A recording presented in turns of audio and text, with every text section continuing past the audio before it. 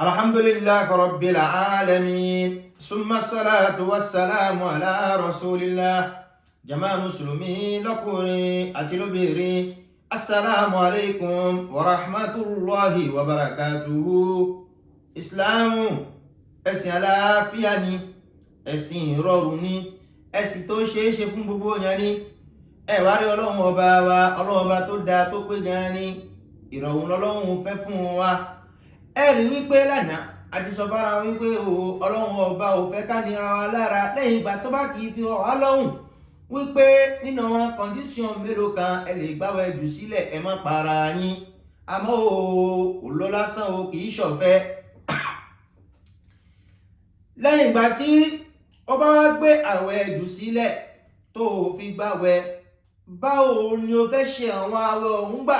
Ọlọ́run ọba kò dákẹ́ lórí ẹ̀, ó kọ́ wa kí ló yẹ ká ṣe, báwo ló yẹ ká ṣe ṣe gbà. Ẹ já padà lọ́nú hadith kan ta lò lọ́jà àná ká fi lè mọ àwọn erigun wọn la fẹ́ ṣiṣẹ́ sí. Ànábì Muhammadu sallallahu alayhi wa sallam ó jẹ́ pé wá ń gbé kí ni inna Allaha wada'a anil musafir shatru salat wa anil musafir wal hamili wal murdi as-sawm. Ọlọ́run ọba Ànábì á jẹ́ pé wá ń gbé kí ni Ọlọ́run ọba ó gbé kúrò, ó gbé ìdajì irun kúrò fẹ́ni tí ń rìn àjò lọ́wọ́.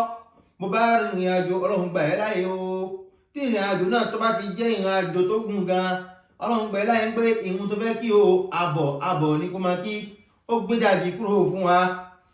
Allah ìwọ̀n ń jẹ́ pé wá wípé kí ni ẹ wá rí ẹni tí ìrìn àjò lọ́wọ́ àti ta ni ẹni tó ṣe wípé hamil obìnrin tó jẹ́ pé ń bẹnu oyún tàbí ń fọmọ lọ́mú lọ́wọ́ ni, àbí mọ́rúdé ẹni tó ṣe wípé òun ti ara ò yá.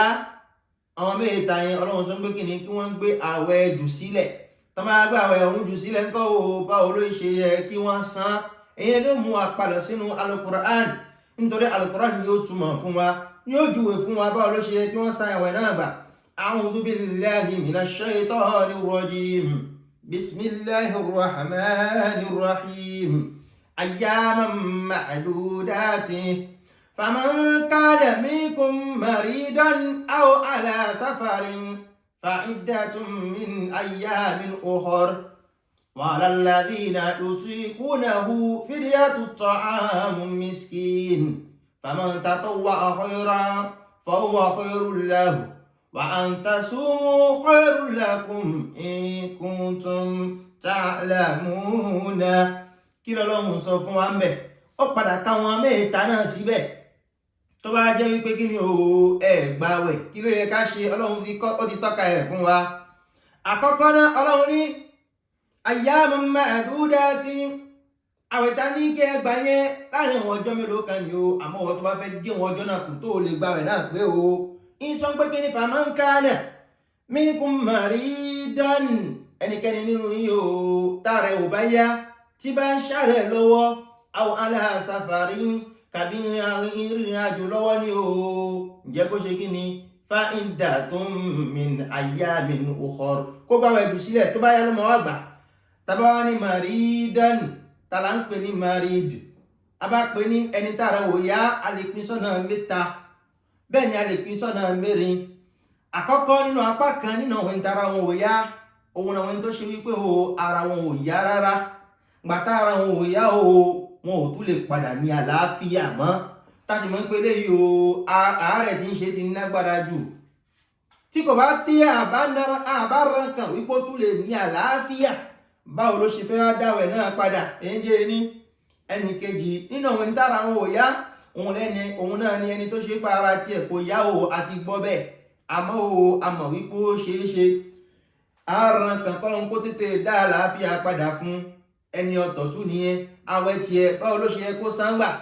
Ẹni ẹ̀kẹta òun náà lóbìnrin ta lè consider ipa ara tiẹ̀ náà ó yá ni.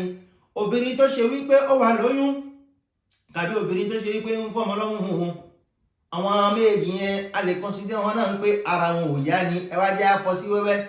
Ó kọ́kọ́ ní faman kana minkum maridan aw ala safarin fa'iddatun min ayyamin ukhar وعلى الذين يطيقونه fídíyàtú ta'amu misakin. Apá méjèèjì pọ̀ náà láfi tú. Ọlọ́run sọ fún ẹni tó ṣe wípé òun tiẹ̀ o lóòótọ́ ara ò yá, àmọ́ kò nágbára rárá tó lè fi gbàwẹ̀ dípò aṣọ wípé ó fẹ́ san padà. Kí lélẹ́yìn ó ṣe àkọ́kọ́ nínú ẹni tára ò yá nìyẹn. Ó lè jẹ́ àgbàlagbà tó yẹ kó ti dá ogbó tí ò lè gbàwẹ̀ mọ́, kábẹ́ni tára ò yá ni táwọn pélé ò lè gbàwẹ̀ mọ́. Ọlọ́run sọ pé fídíyàtú ta'amu miskin, ǹjẹ́ kó fún aláàwẹ̀ kan ló jẹ, kó fún aláàwẹ̀ kan ló jẹ. Ìwọ tó bá ní agbára tó lè ṣe jù bẹ́ẹ̀ lọ́lọ́run ní faman tatawwa'a khayran fahuwa khayrun lahu.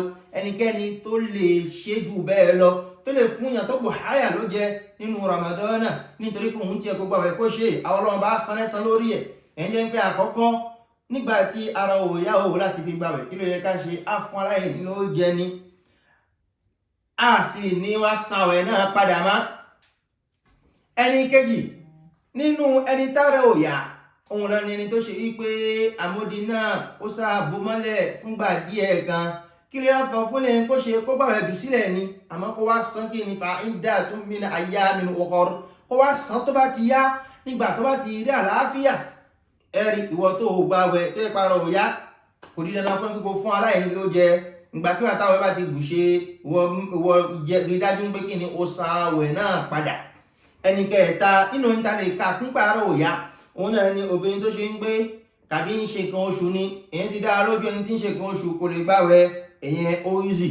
Káàbọ̀ obìnrin tó ṣe wípé ń bẹ lóyún, obìnrin tí bá ń bẹ lóyún tó ṣe wípé ń bẹ̀rù fún àlàáfíà ọmọ tí ń bẹ nínú ẹ̀, kò yí ṣe nítorí ara ẹ̀ ní fi ń bẹ̀rù o, ń bẹ̀rù nítorí àlàáfíà ọmọ tí ń bẹ nínú. Kí ni àwọn àfáà kọ́ ń gbé kó ṣe? Àkọ́kọ́ ohun tí ó ṣe òun náà ní kí ni yóò kọ́kọ́ fún aláìní ló jẹ, báwẹ̀ náà bá tó wá bù ṣe ló tó wá san àwẹ̀ òun padà.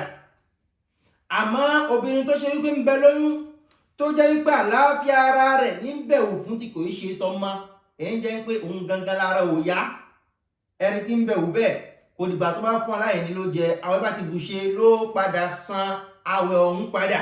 Ọlọ́run kó dùn wá nínú. Tábà wá kúrò níbẹ̀, táwa ní ẹni kẹta tó yẹ pé tábà fi àwọn ẹni tára wọn ò yá kúrò tá gbé wọn kalẹ̀. Àṣìṣe ń tára ò yá, àṣìṣe ń tó nágbára, ẹni wá ń kó ẹni tó ṣe pé òun tiẹ̀ ń rìn àjò lọ́wọ́. Ẹni tí bá rìn àjò lọ́wọ́ tí ìrìn àjò náà ó jẹ́ ìrìn àjò tó nágbára, kò ṣe ká kó lájà ṣẹ́ sí sẹ̀mì, kàyí ká kó ń sẹ̀mì sí kú tọ́nu òun ní àjò rárá. Ìrìn àjò tó ṣe wípé ló fatigue yẹn, ìrìn àjò náà nágbára, gbáwẹ̀ ẹ̀jù sílẹ̀ tí wọ́n wí yẹn. Báwo ló ṣe wá san gbà? Kò dìgbà tó bá fọ́nà yìí ló jẹ, ìgbàkígbà tí àwẹ̀ bá ti bù ṣe ó padà wá san àwọn ọjọ́ tí ò gbà nínú Ramadana. Ọmọ ìyá mi má ṣe gbàgbé o, kì í ṣọ̀fẹ́ o. Gbogbo ọjọ́ tó bá ra tẹ́ nínú Ramadana kọ́ síbi kan, ìgbàkígbà tí Ramadana bá bù ṣe ó padà san gbogbo ẹ̀. Ọmọ ìyá mi ò bá jẹ́ ìwọ̀nba ohun tó yẹ ká ṣàlàyé fara wa. Chers frères et sœurs d'islam, hier nous nous sommes entretenus sur le fait que pour certains cas, Allah nous a allégé la tâche et nous a demandé de ne pas jeûner dans certains cas. Et ce sont des cas bien précis. Nous en dénombrons 3. Le premier cas, c'est le cas de celui qui est malade. Le deuxième cas, c'est le cas du voyageur. Et le troisième cas, le premier cas, Marid, Safar, c'est le cas de celui qui est malade. Le deuxième cas, c'est le cas du voyageur. Et le troisième cas, c'est le cas de cette personne qui est très âgée ou bien qui est malade, qui n'a pas du tout la possibilité de jeûner ni de rembourser. Alors, prenons le premier cas concernant celui qui est malade. Nous pouvons dénombrer 3 catégories ou 4 catégories. La première catégorie, c'est celui-là qui est malade et on n'espère même pas une guérison. C'est-à-dire que nous-mêmes, on est conscient que celui-là est tellement âgé que, ou bien la maladie est tellement grave que c'est déjà prononcé. C'est vrai que c'est Allah qui a les derniers mots. Ou bien c'est que, compte tenu de l'âge de telle personne et de telle maladie qui est confirmée, on n'espère pas une guérison. La guérison peut venir, mais on n'espère pas encore une guérison. Pour cette personne, on demande que l'intéressé nourrit un pauvre. et il n'a même plus besoin de rembourser le ramadan. Parce qu'il n'a même pas la force pour rembourser le ramadan. Allah nous dit dans le Coran, quiconque peut nourrir plus qu'un pauvre peut le faire. Et que normalement il aura sa rétribution. Alors, le deuxième cas de maladie, c'est celui qui est malade dont on espère une guérison très très proche. Alors, cette personne n'a même pas besoin de nourrir un pauvre, mais cette personne doit recenser le nombre de jours de ramadan marqué pour qu'après le ramadan, cette personne rembourse. Alors, notre troisième cas, c'est le cas des femmes. D'abord, une femme en période, en menstrue, on sait que ce n'est pas autorisé pour cette femme de jeûner ni de prier. Donc ça, c'est un cas simple.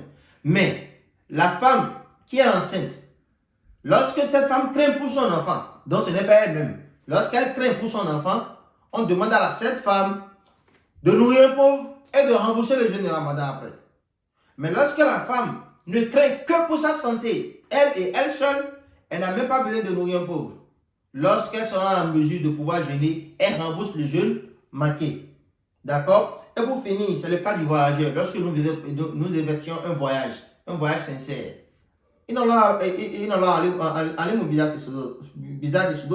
Alors, Allah sait ce qui est dans nos cœurs. On ne peut pas tromper Allah. On ne peut pas tricher. Non, Allah nous connaît mieux que nous-mêmes. Lorsque vous effectuez un voyage sincère, Allah nous demande de délaisser le jeûne.